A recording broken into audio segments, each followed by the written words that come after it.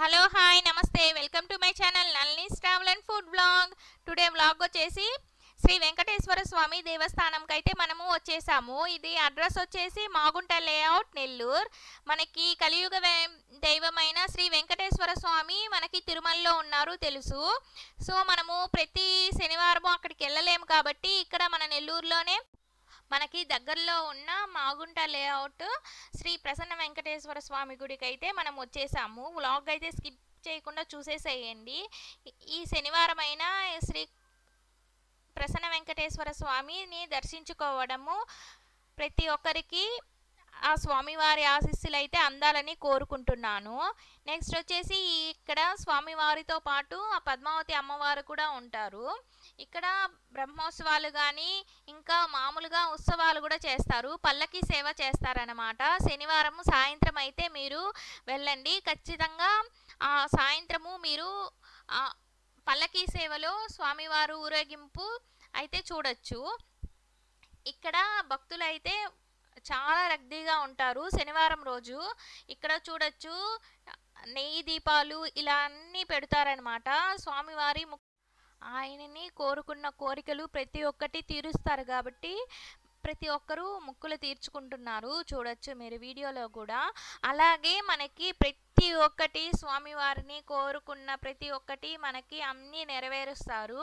శ్రీ కలియుగ దైవమైన వెంకటేశ్వర స్వామి మనము అక్కడ ఏడుకొండల స్వామి దగ్గరికి వెళ్ళి మనం దర్శించుకోలేము కాబట్టి మన దగ్గరలో ఉన్న శ్రీ ప్రసన్న వెంకటేశ్వర స్వామి గుడిలో మనకి శనివారం అయిన ఈరోజు దర్శించుకోవడము చాలా సంతోషంగా ఉంది. మీరు కూడా ఆ స్వామివారి ఆశీస్సులు దొరకాలని కోరుకుంటున్నాను ఫ్రెండ్స్. అలాగే మనము కోరుకున్న కోరికలు ప్రతి ఒక్కటి నెరవేరుతాయి ఇక్కడైతే. కాబట్టి ఎంతమంది ఉన్నారో మీరు కూడా చూడొచ్చు. ఇంకా సాయంత్రం అయితే పల్లకి సేవలు ఇలా జరుగుతుంది. మీరు సాయంత్రం పూట కూడా వెళ్ళండి, చాలా బాగుంటుంది. నెల్లూరులో ఉన్న వాళ్ళు ఖచ్చితంగా వెళ్ళి ఒకసారైనా దర్శించుకోండి, వారంలో ఒకసారైనా వెళ్ళి దర్శించుకోండి. ఎందుకు చెప్తున్నాను అంటే శ్రీ కలియుగ వెంకటేశ్వర స్వామి మనకి కోరిన కోరికలు ప్రతి ఒక్కటి నెరవేరుస్తారు. మనము ఏదైనా సరే కోరుకున్నాం ఇక్కడ అయితే మన కోరికలు ఖచ్చితంగా నెరవేరుతుంది. అదే కాకుండా మనకి స్వామివారి కళ్యాణ మండపం కూడా ఇక్కడైతే ఉంది.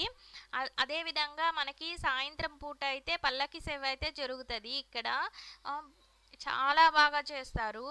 ఇంకా స్వామివారి నామాలు ప్రతి ఒక్కరూ పలుకుతూ ఉంటే అసలు మనసులో ఉన్న బాధలు, తర్వాత ఏదున్న కష్టాలు, నెక్స్ట్ మనకున్న ప్రాబ్లమ్స్ ప్రతి ఒక్కటి వెళ్ళిపోద్ది.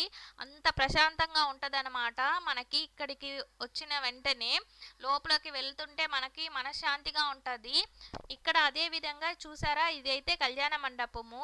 ఇక్కడ పల్లకి సేవ కూడా చేస్తారు. ఇక్కడ చూడొచ్చు స్వామివారికి శ్రీ కలియుగ వెంకటేశ్వర స్వామి వారిని మనం దర్శించుకుంటే ఎంత మనశ్శాంతిగా ఉంటుందో అలానే అనిపించింది అనమాట. ఇక్కడ గుడిలో అయితే మనకి ఈ స్వామివారి ఆశీస్సులు మనందరికీ దొరకాలని అయితే నేనైతే కోరుకుంటున్నాను.